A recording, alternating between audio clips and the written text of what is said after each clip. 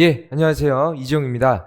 운효고등학교 2학년 중간고사 총평이랑 주요 문항을 조금 찍어보려고 이렇게 강의를 켰는데, 일단 시험 보느라고 고생이 많았고, 특히 운효고등학교에서는 제가 듣기로는 국어랑 영어가 이번에 조금 많이 어려웠다고 들었어요. 다른 과목은 약간 변별력이 없을 정도로 좀 쉬운 과목도 있었는데, 화학 같은 경우는 그랬죠. 그래서 일단 조금 혼란스러우실까봐 좀 다른 학원 다니시거나 다른 강의를 들으시는 분들이 조금 많이 좀 절었을 수도 있어요, 이번 시험에서.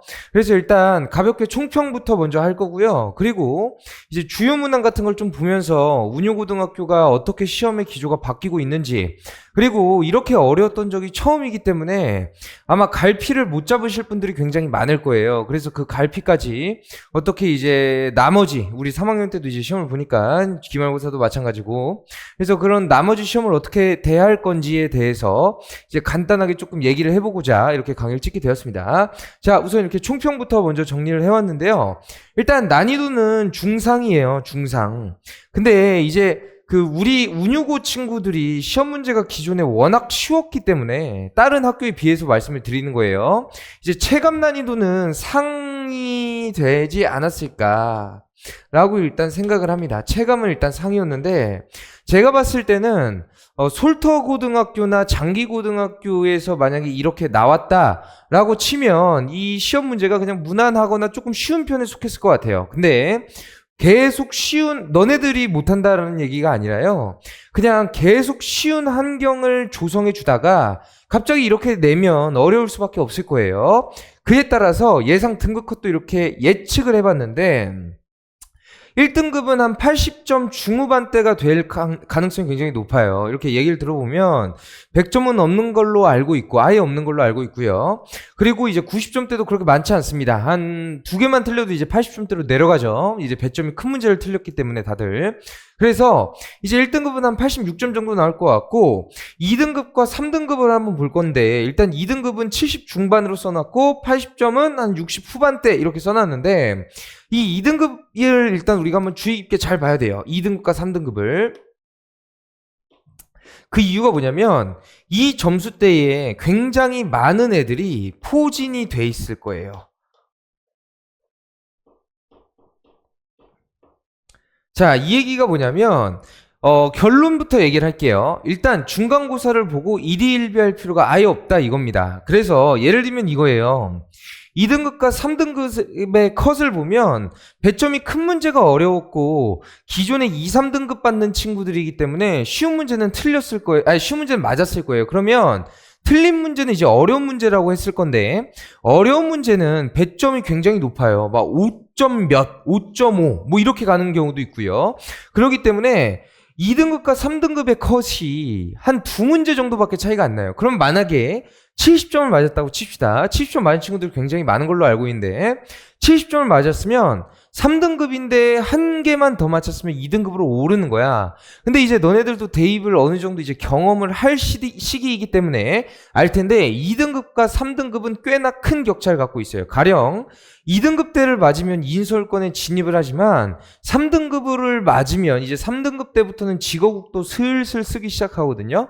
그렇기 때문에 이 한 문제로 서울권과 직어국이 달라진다라고 극단적으로 생각을 하면 너네들이 어느 정도 체감이 될 거라고 생각을 합니다. 그랬을 때 이 2등급과 3등급의 차이가 별로 안 난다라는 거는 결국에 기말고사가 굉장히 중요해진다라는 거예요. 이해가 됐죠? 그래서 기말고사 때 예를 들면 한 문제를 더 맞으면 3등급에서 2등급으로 가는 친구들도 굉장히 많을 것이고, 기말고사에 중간고사에 2등급이 나왔어도 기말고사 때 한두 문제를 틀려버리면 바로 3등급으로 내려간다 이렇게 생각을 하시는 게 좋아요. 그러면 결론적으로 얘기를 해봤을 때 2등급과 3등급이 이렇게 많이 분포가 돼 있고 점수 차이가 별로 나지 않는다라는 얘기는, 일단 너네들이 가장 중요한 거는 이 수행평가가 가장 중요하고요. 그 다음에 이제 기말고사가 압도적으로 중요하다 이겁니다. 자, 그렇기 때문에 사실 나는 뭐 수행평가는 이제 어느 정도 뭐 잘 주는 선생님도 있다라고 듣고 뭐 약간 되게 깐깐하다. 예를 들면 뭐 내용이 어색하다라고 해서 깎는 선생님들도 있다라고 난 이제 들었는데 일단 이 수행평가는 사실 뭐 그냥 착실히 성실만 준비하면 너네들이 딱히 이렇게 어떤 뭐 점수가 깎이거나 이러진 않을 거야. 뭐 많이 깎여봤자 뭐 1점, 2점 이렇게 깎이겠죠. 그것도 굉장히 중요하긴 한데 어쨌든 그래서 뭐 수행평가를 얘기를 하고자 하는 게 아니라 이 기말고사에 대해서 얘기를 하려고 사실 이 강의의 목적이 그거에 있어요. 뭐 강의라기보다는 간략한 총평이지만 한번 잘 들어봐봐. 자, 예를 들어서 물가를 한번 떠올려 봅시다. 물가가 뭐냐면 뭐 개울가 뭐 이런 게 아니라 그 뭐 있죠. 그 이제 뭐 떡볶이가 500원 했는데 1000원이 되고 뭐 이런 것들이야. 인플레이션과 디플레이션 뭐 이런 물가를 얘기하는 거야. 자, 예를 들면 이 물가라는 게 있어요. 우리나라를 한번 생각해 봅시다. 예를 들면 이 물가라는 거는 상승하긴 합니다. 상승은 굉장히 좋아요. 예, 그러니까 예를 들면 뭐 짜장면이 뭐 1,500원이었다가 3,000원이 되고 4,500원이 되고 지금은 한 6,000원 정도 된다라고 칩시다. 뭐 싼 데는 한 6,000원 정도 하고. 그리고 또 어떤 게 있냐면 담배를 예를 들어 봅시다. 뭐 너네들은 잘 모르겠지만 이제 내가 어렸을 때는 담배값이 2,500원 정도였어요. 근데 담배값이 이제 4,500원으로 올랐고 그리고 이제 뭐 10,000원으로 올리니 많이 이런 얘기는 계속 나오긴 했죠. 그러면 이렇게 물가의 한번 특징을 한번 보면 물가는 짜장면이 1,500원, 3,000원, 4,500원, 6,000원, 담배가 2,500원, 4,500원, 10,000원 이렇게 되는 것처럼 물가랑 시험의 난이도는 굉장히 유사합니다. 자, 이게 뭔 소리냐면 계속 올라간다가 아니라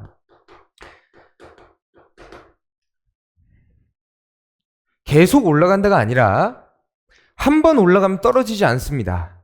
예, 이 얘기는, 그러니까, 예를 들면 솔토고등학교가 대표적인 케이스인데, 솔토고등학교 같은 경우에는 너네들, 그러니까 08애들, 1학년 애들 있죠, 1학년 애들. 1학년 애들이, 이제 처음에 딱 시험을 봤을 때 96점, 97점 막 이렇게 맞았어요. 근데, 그래서 1등 컷이 막 100 이랬거든요. 근데 갑자기 그 다음 시험부터 뭐 1등 컷이 막 75점 막 이랬어요. 근데 과연 이제 2학년이 된 지금 뭐 갑자기 82점, 85점 이렇게 올랐을까? 절대 아니에요. 68점 뭐 이렇게 떨어져요, 갑자기. 그러니까 물가와 같이 시험의 난이도는 계속해서 상승 곡선을 그립니다. 여기까지 이해가 됐죠? 그렇기 때문에 일단 다음 시험은 무조건 이제 더 어려워지면 더 어려워졌지 결코 다시 돌아갈 확률은 거의 제로에 가깝다라고 일단 이해를 해주시면 되고 이제부터 시작이니까 뭐 나는 굉장히 사실 설레긴 한데 너네들 입장에서는 뭐 빡칠만도 합니다. 그래서 뭐 일단 이걸 말씀을 드리고 이제 앞으로의 대비를 굉장히 충실해야 된다 이거고 그리고 이 영상을 보고 있으실 분들은 아무래도 뭐 시험 뭐 공부를 아예 놓은 친구는 아닐 거고 그래도 내가 좀 어느 정도 한다라고 이제 생각을 했었는데 이제 그런 생각이 무너졌기 때문에 이걸 듣고 있을 거라고 생각을 해요. 근데 일단 내가 조금 좀 과감한 얘기일 수도 있는데 운유고에서 이제 뭐 한 2등급 정도 받은 애들은 이제 실력이 좋았다라고 생각은 하지 않습니다. 그러니까 정확히 얘기하면 운이 좋았는데 그 운이 지금까지 계속 되다가 그냥 뽀록이 난 거다. 그냥 들통이 난 거예요. 왜 그러냐면 이제 운유고 시험 난이도와 이제 애들의 어떤 평균적인 수준을 봤을 때 이제 다른 학교에 비해서는 조금은 좀 등급 따기가 좀 쉽다라는 걸 너희들도 어느 정도 알고 계실 거예요. 그렇기 때문에 이제 그런 실력이 어느 정도 들통이 난 거라고 생각을 하시고 조금 더 겸손한 자세로 기말고사부터 3학년 때까지 일단 대비를 하시는 게 굉장히 중요하다라는 게 일단 내 포인트입니다. 여기까지 이해가 됐죠? 그래서 이제 조금 공부에 관심이 있고 어느 정도 뭐 기존에 한 8, 90점 정도 계속 맞아왔던 친구들이 이번에 한 70점, 뭐 심한 경우는 뭐 60점까지 떨어졌을 텐데 그런 분들을 위해서 이제 앞으로 대비를 어떻게 해야 될 건지를 얘기를 해줄게요. 자, 일단 첫 번째는 난이도가 상승이 됐다라는 거는 뭐 너무나도 잘 알고 있는 사실이니까 굳이 강조는 안 하겠습니다. 자, 난이도가 상승이 됐으면 다양한 학교 시험 기출을 이제 풀어볼 필요가 있어요. 솔직하게 이제 말씀드리면 이제 뭐 운유고 같은 경우에는 그냥 이그젠프에서 기출 문제만 뽑아도 이제 어떻게 되니? 아니 그러니까 예상 문제죠. 기출 문제가 아니라 예상 문제만 뽑아도 솔직히 그 난이도랑 비슷비슷하거나 조금 더 오히려 쉬웠어요. 그래서 일단 뭐 시중에 파는 일반 어떤 그런 문제집을 통해서 우리는 그냥 뭐 할 수 있다. 뭐 이렇게 일단 생각이 들 수 있었는데 근데 이제 그렇지 않고 이제 다양한 학교 시험지 학교 기출을 많이 봐야 된다를 조금 얘기를 해주고 싶고 그렇기 때문에 이제 나도 기출을 많이 많이 모으기 시작했고 아무래도 이제 다른 학원에 비해서 압도적으로 그 기출의 양은 많을 수밖에 없습니다. 지금 이제 너네들 기말고사 시험 범위도 벌써 한 1500, 1700개 정도 이제 모아놨기 때문에 이제 기출 문제에 우린 조금 집중을 할 필요가 있고 이제 우리 학생들은 뭐 그걸 잘하고 있다, 잘할 것이다 라고 이제 좀 얘기를 드리고 싶고, 근데 이제 내가 여기서 좀 보고 싶은 거는 이틀 전에 이제 솔터구랑 장기고등학교가 시험을 봤어요. 그래서 내가 이제 뭐 이제 다른 학원들을 뭐 굳이 얘기하는 걸 좋아하진 않지만 타 학원들에서는 이제 뭐 강조를 많이 합니다. 뭐 어떤 거를 강조를 하냐면 뭐 운유고 전담쌤 뭐 이러면서 운유고 전담. 자, 이제 뭐 이런 게 이제 나는 개인적으로 잘 모르겠어요. 근데 이제 뭐 많이들 메리트가 있다라고 생각을 하고 학부모나 학생들도 이제 메리트가 있다고 생각을 하나 봐. 근데 이제 이런 거야. 봐봐. 예를 들면 운유고랑 어떠한 반이 뭐 장기고랑 합쳐서 진행을 해요. 이런 거는 이제 굉장히 좋지가 않죠. 왜 그러면 운유고에 집중을 할 수가 없으니까. 이건 이제 당연히 아닌데 이제 한 명의 선생님이 이제 여러 가지 학교를 이제 전담하는 거에 대해서 약간 회의적일 수도 있는데 이제 그러면 이제 안 된다 이거야. 이제 나 같은 경우에는 운유고, 솔터구, 제일고, 장기고 이렇게 학교를 하거든요. 고등학교 2학년만 해요.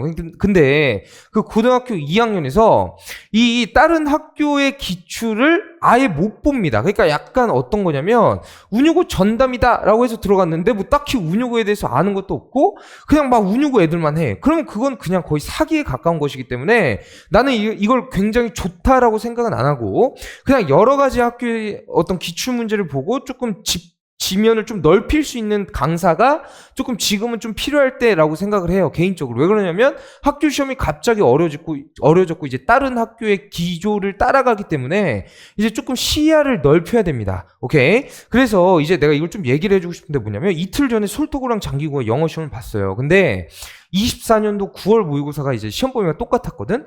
그래서 이제 뭐 운유고 전담 선생님들은 이런 시험지를 뭐 보실지 안 보실지는 잘은 모르겠지만 나는 이제 볼 수밖에 없잖아. 그래서 보고 솔터고랑 장기고에서 그냥 굉장히 유사한 어떤 문제가 이제 나왔어요. 그게 몇 문제였냐면 세 문제였어요.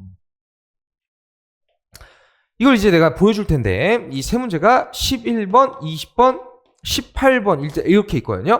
그래서 뭐 대입학이든 빈칸춘이든 굉장히 결이 유사했기 때문에 내가 일단 이거를 한번 보여줄 거예요. 너희들한테 어떤 식으로 이제 바뀌어서 나왔고 이런 것들을. 그래서 이제 좀 다양한 좀 너네들이 이제 좀 시야를 넓힐 필요가 있다라는 게 일단 내가 첫 번째 포인트고, 자 일단 두 번째 포인트를 한번 갑시다. 외부 어휘가 이제 슬슬 조금 많이 나오기 시작했어요. 근데 이 외부 어휘가 많이 나온다라는 거는 뭐 이제 뭐 빈칸 추론도 괜찮고 뭐 대입학도 괜찮은데 이제 조금 요약문의 난이도가 굉장히 올라갔다라는 거예요. 외부 어휘라는 거는 요약문을 거의 얘기를 합니다. 너네들이 한번 틀리신 걸 보면 외부 어휘 때문에 틀린 건 거의 다 요약문 때문일 거예요. 뭐 주제나 이런 것들은 사실 그 외부 단어가 나오긴 나오지만 그렇게 막 크게 작용하진 않아요. 오케이? 그러면 이제 너네들이 어떻게 생각을 하냐면 외부 어휘가 많이 나왔으니까 이제 이거를 막 유희어랑 반열을 뭐 GPT를 돌리든 뭐 네이버나 구글에서 자료를 찾든 이제 이걸 통제하려고 들 거야. 근데 이제 내가 과외부터 시작해서 강의를 꽤 오래 하고 있는데 그런 애들을 이제 쭉 뭐 가르쳐 봤어요. 특히나 과외 때는 뭐 거의 경력이 없기 때문에 걔네들이 원하는 대로 외부의 유의어 반열 이렇게 다 찾아서 그때 당시에는 GPT도 없잖아. 그래갖고 이제 막 다 찾아서 이제 막 써주고 막 이랬는데 이제 써주면 막 감사합니다 막 이래요. 근데 이제 그거를 보는 친구들이 일단 거의 없고 근데 그걸 이제 본다라고 칩시다. 진짜 노력 팔아서 그것들을 달달달달 외워갖고 시험장에 들어갔다고 치자. 과연 그 어휘가 나올까? 이게 언어라는 게 그래요. 그러니까 뭐냐면 예를 들면 어떠한 A라는 뜻이 B라고 치자. 그러니까 이게 이제 영어고 이게 한국어라고 칩시다. 그쵸? 이게 이제 한국어고 이게 영어야. 한국어, 영어. 죄송해요. 반대로 썼네요. 네, 영어고 한국어예요. 이제 너네가 공부를 해야겠다라는 걸 느끼고 본문에 나와 있는 영어에 대해서 막 유희어를 찾았어.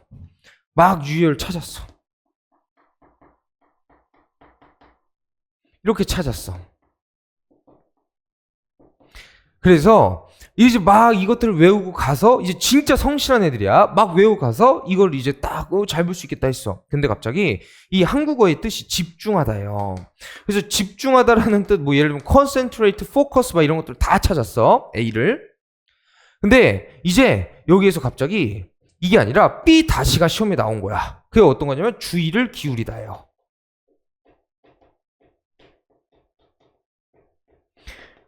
그래서 포커스랑 컨센트레이트를 찾아서 갔는데 갑자기 막 care이라는 단어가 나온 거야. 예를 들면 너네들 이걸 몰랐다라고 치는 거야. 그럼 너네들은 어떡할래? 이걸 외웠음에도 불구하고 이게 유의어 반유가 그대로 나왔음에도 불구하고 이제 틀렸잖아. 그치? 그러니까 외부 단어라는 거는 애초에 본질적으로 통제가 불가능하다라는 거예요.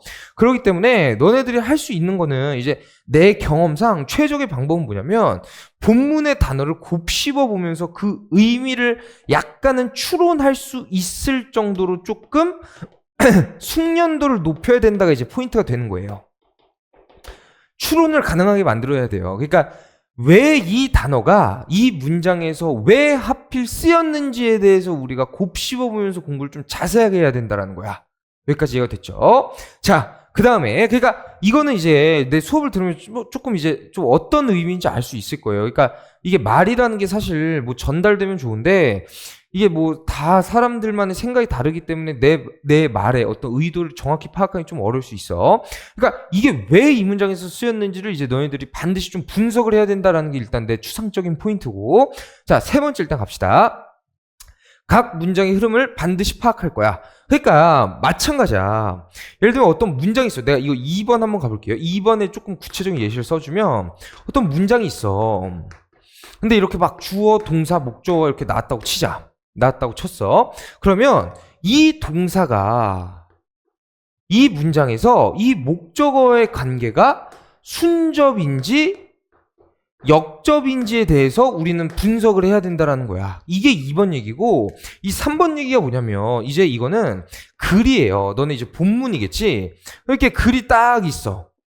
글이 있어서 1번 문장, 2번 문장, 3번 문장, 4번 문장, 5번 문장이 있어요. 근데 이제 너네들 반드시 이런 경험이 있을걸? 뭐냐면 이 글의 주제가 뭔지도 알고 이 글이 뭔 말을 하는지도 알고 이 글의 문법도 뭐 s 붙어 있고 what을 썼고 that을 썼고 이런 것도 문법도 완전히 파악을 했어. 근데 갑자기 이제 이 3번 문장이 왜 쓰였는지를 일단 잘 몰라요. 내가 가르쳐보면 다 나와요. 이걸 왜 썼는지를 일단 모르고, 그리고 이게 왜 썼는지를 만약에 알았다라고 쳐도 이거를 내가 이 문장이 왜 쓰였는지를 설명해봐라고 해도 대부분이 틀려요.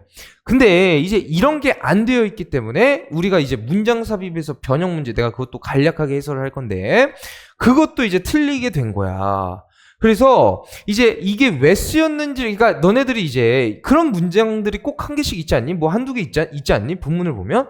그러니까 좀 어렵다. 근데 그 어렵다라는 게 이제 문법 아니면 이해에 있어서 어렵다라는 거거든. 근데 요즘에 애들이 이제 문해력이 워낙 부족하다 보니까 이제 정확한 이해를 한 문장 한 문장씩 곱씹어서 할 수 있는 애들이 거의 없다 이거예요. 그래서 내가 얘기하고 싶은 거는 조금 더 본문에 포커싱을 맞춰서 그 본문을 공부를 해야지 문제를 많이 푼다거나 본문을 몇 회독했다거나 본문을 암기했다거나 이런 거는 더 이상 운용어에서 통하지 않는 공부법이다라는 거를 조금 얘기하고 싶어가지고 이 해설을 켰습니다. 여기까지 아시겠죠? 그래서 일단 조금 문제를 볼 건데, 일단 내가 이 문제를 맨 앞에 배치한 이유는, 문제는 총 3개만 보고 그냥 끝낼 거야.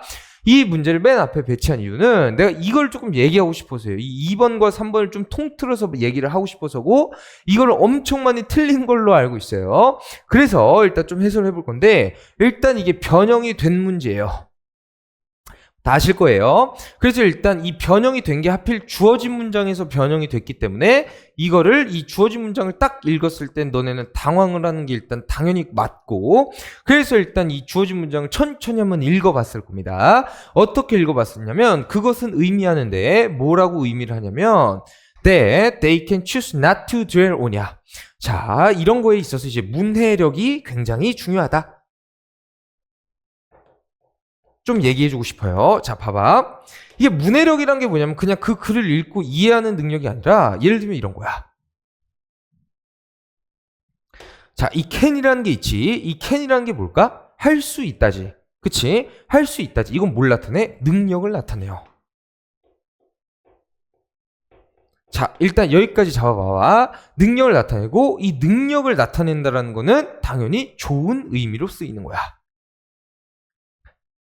이게 이제 문해력이에요. 그쵸? 조금 더 심오하게 이렇게 곱씹어보는 게 문해력이야. 그러면 그들은 할 수 있대. 고를 수 있대. dwell on. 일단 이걸 몰랐다라고 칩시다. 이걸 곱씹어보다라는 뜻인데 이걸 몰랐다라고 치자. 그러면 어찌됐건 이 문장을 치긴 쳐야 되는데 그냥 왜 부담하다 이러고 본문 읽자. 이게 아니에요. 이게 아니라 이 문장의 의미를 일단 곱씹어볼 수 있어야 되거든. 그러면 일단 이거를 여기까지 빼면 거의 한 80% 정도 맞았을 거야. 그냥 그들은 뭐 할 수 있다. 이렇게 되는 거고, 그리고 일단 우린 이 본문을 공부를 충분히 했을 거기 때문에 이 지문의 주제가 뭐냐면 어린애들에게 걱정은 없을 수 있다라는 걸 가리켜라 라는 지문이었죠. 그러면 여기서 이 데이를 우리는 대충 유추할 수가 있는데 거의 확실히죠. 뭐냐면 그러니까 이 문장을 곱씹어 봐야 된다고 얘들아. 뭐냐면 어린이들이겠죠. 어린이들.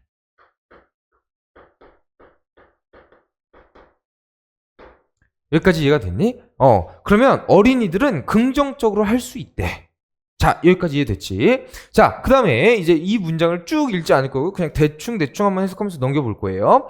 여기 일단 초반에는 어떤 내용이 있냐면 어린이들이 걱정이 이제 반드시 걱정을 해야 된다라고 생각을 한다라는 거야. 그러한 이유에서 어린이들은 믿는 것처럼 보인대. 걱정은 어떤 사실이라고. 여전히 이 문장에서도 뭐래? 걱정을 해야 된다고 생각을 하는 거야. consequently 그에 따라서 그들은 멈추려고 노력하지도 않는데. 그러면 여기까지의 스탠스 자체가 부정적인 스탠스예요. 그러니까 이 부정적인 스탠스라는 게 어떤 얘기냐면 어린이들이 계속 걱정은 필수적이라는 거고 걱정을 멈출 거라는 생각조차 하지 않는다라는 내용이다 이거야. 그래서 너는 설득해야 된대. 자, 그래서 너는 설득해야 된대. 자, 그러면 일단 여기부터 긍정적인 내용이 나왔다 이거예요. 그럼 이제 여기까지 계속 지워주게 되는 거고 이 문장을 곱씹어 봤을 때 그 다음에 like all emotion 모든 감정과 같이 취약하대. 의지에 취약하대. 뭐가? 걱정이 의지에 취약하대요. 자, 여기까지 됐지. 걱정이 의지에 취약하대. 그럼 정답이 몇 번일까? 바로 4번이에요. 여기까지 이해가 됐지. 그 이유가 뭐냐면 여기서 대명사 데이로 나온 거예요. 그냥 이렇게. 여기까지 되셨나요? 네. Tell them they can eliminate worry. 그들이 뭘 할 수 있대? eliminate, 제거할 수 있대요. 걱정을 뭐로부터? 그들의 삶으로부터. 뭐함으로써? 단순히 그거에 참여하는 것을 뭐함으로써? 거절함으로써. 그들한테 설명하래. 뭘 설명하냐면 that if they refuse to act 블라블라 나와요. 그럼 계속 긍정적인 내용이 지속되니까 여기에서 이제 긍정 스탠스를 그냥 4번에 꽂아주시면 된다 이겁니다. 여기서 이 3번이 안 되는 이유는 이 therefore이라는 접속사가 있기 때문에 이거는 흐름의 전환을 나타냅니다. 그러니까 역접이 아니더라도 흐름의 전환을 나타낼 수 있어요. 여기까지 이해가 됐죠? 자, 그 다음에 바로 이제 이 18번을 볼 건데 이 18번은 이제 솔터고 문항이랑 아예 똑같았고 솔터고의 문제를 이제 직보 때 본 내 친구들은 이제 맞출 수 있었을 거야. 그래서 이제 이 지문은 뭐냐면 그냥 되게 간단해요. 이 지문 자체가 굉장히 추상적이고 주제를 뽑아내기 어려운 지문이었기 때문에 일단 이 슬립이 들어가야 되고 하이버레이션이 들어가야 되고 토르폴도 들어가야 돼요. 그래서 이제 나랑 직보한 친구들은 내가 어떤 얘기를 했냐면 저 세 가지를 최대한 많이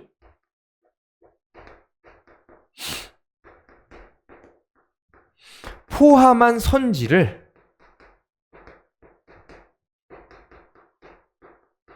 골라라 라고 이제 내가 얘기를 했고요. 이거는 내가 엄청 뭐라 하기도 했고 이제 너희들도 어느 정도 많이 들었을 거야.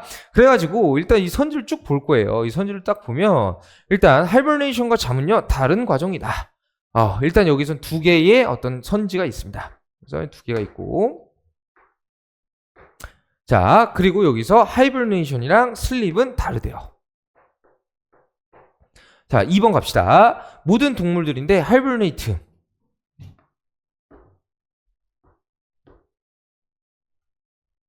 죄송해요. 여기서 끊기는 거죠? 동면하는 동물들은 잠을 자지 않는데. 자, 일단 이건 내용이 틀렸고요. 내용이 틀렸어. 왜? 곰이 나왔죠, 곰. 그쵸? 그리고 일단 이 대입학이라는 거는 대입학은 주제랑 주장뿐만 아니라 요약도 이제 얘기를 하는 거예요. 요약 문제도. 대입학이라는 거는 부연이나 예시가 이제 정답이 될 수 없어요. 이제 나 뭐 2년 동안 들은 친구도 있어요. 이 얘기를. 자, 3번 갑시다. 슬립과 하이버네이션은 are neurologically. 자, 근데 여기서 신경학이 나왔는데 이 신경학 말고 또 뭐가 있었을까? 신경학 말고 어디 있지?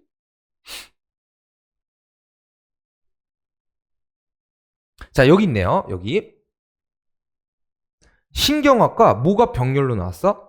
메타볼릭, 신진대사가 나왔죠. 그쵸? 그러면 이 선지는 부연 설명인 거야. 왜? 모두 나와야 되니까 신진대사도 나와야 되니까. 그래서 일단 틀렸다라고 갈 수 있어야 됩니다. 그쵸? 아림이 잘했어. 자, 4번 갑시다.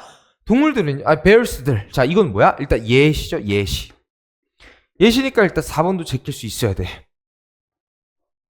5번 갑시다. 하이버네이션은 is deeper. 이건 그냥 4번 그냥 그렇게 제끼는 거야. 그리고 이 온도도 부연 설명이잖아, 얘들아. 그쵸? 이거 고르신 분들은 약간 좀 많이 할 필요가 있어요. 하이버네이션은 더 깊은 폼이래. 뭐의? 잠의. 근데 그게 뭐냐면 낮추는 거야, 몸의 온도. 근데 이게 몸의 온도라는 것도 이제 뭘까? 부연 설명이죠. 그쵸? 같은 거잖아. 그쵸? 그래서 틀렸어요. 정답은 1번밖에 될 수가 없습니다. 네, 되게 간단한 건데 되게 많이 틀려오셨더라고요. 그쵸? 이렇게 보시는 거예요. 오케이. 자, 21번 갑시다. 21번은 이제 요약문인데 이것도 솔터랑 장기고랑 그냥 거의 똑같이 나왔어요. 똑같이 나왔고 그냥 이 지문이 어떤 거냐면 바이럴 컨테지언이랑 비헤이비얼 컨테지언, 그러니까 감염성의 전염이랑 어떤 행동성의 전염의 차이점과 공통점에 대해서 얘기를 한 지문인데, 자, 일단 요약을 바로 갑시다. 행동들은 can spread like virus. 어떻게 된대? 그러니까 여기서 일단 행동 전염에 대해서 얘기를 한 거야. 행동 전염은 바이러스처럼 퍼진대. 그리고 사람들은 뭐 하는 거냐면, 자, 일단 여기서 뭐가 들어야 돼? 행동 전염에 대한 얘기가 들어야 돼. 솔터구랑 달랐던 점은 솔터구는 행동 전염, 바이러스성 전염의 어떤 두 가지 포인트를 모두 다 적어줬어야 됐는데 여기서는 한 가지 포인트만 적어줬으면 됐습니다. 그 다음에 습관들인데, 자, 언제냐면 그들이 시간을 보내는 거야. 근데 사실 뭐 이렇게 많이 안 내거든요. 자, 일단 갑시다. 네, 뭐 그런 얘기 하지 말고 사람들은 시간을 더 보낸대. 다른 사람들이랑. 그럼 여전히 이건 어떤 얘기일까? 행동성 전염이야. 그치? 하지만 unlike 바이러스랑 달리 이것도 행동성 전염이야. 그럼 여기서도 마찬가지로 행동성 전염이에요. 그러니까 예를 들면 이런 거야. 솔터구에서는 이것도 요약문으로 나왔는데 솔터구에서 예를 들면 A에서는 행동성 전염이고 B에서는 바이러스성 전염이었는데, 예를 들어서 전염이었는데 이제 운용어 같은 경우에는 둘 다 행동성 전염이다 라는 겁니다. 그러면 일단 천천히 가는 거야. 그러면 이 행동성 전염은 헤빗을 어떻게 할까? 헤빗을 어떻게 할까? 헤빗을 촉진시키겠죠? 그러니까 전염을 시키겠죠? 오케이? 그러면 일단 2번 선지를 제낄 수 있다라는 거 이해됐지? 오케이? 자, 그 다음에 임브레스, 테이크업, 어댑트, 뭐 채택하다, 폼, 뭐 이거 다 돼요. 다 되는데, 자, 일단 이건 내가 나중에 좀 할게요. 자, 갑시다. 하지만 바이러스랑 달리야. 그러면 일단 A랑 B 둘 다 행동성 전염인데 내용 자체가 조금 달라야 된다라는 거야. 그럼 여기 행동성 전염은 일단 바이러스랑 유사하다라는 거고, 그쵸? 예.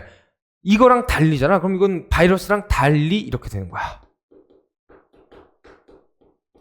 그래서 바이러스는 무조건 부정적인 어떤 전염만 갖고 있었는데 행동성 전염은 긍정적이거나 부정적이고요. 그 다음에 어떠한 행동이냐면 블라블라 하는 행동이에요. 자, 일단 여기서 한번 보면 러프가 나왔는데 러프는 거친이라는 뜻이잖아. 거친 행동을 퍼뜨리게 한대요. 더 쉽게.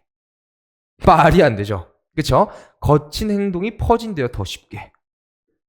자, 일단 그러니까 이거예요. 여기서 제껴주고 여기서 제껴주고. 3번 어댑트 레클리스. 레클리스가 어떤 뜻일까? 일단 모른다고 칩시다. 너네들의 관점에서 풀 거야. 노티세이블. 이거 어떤 뜻이야?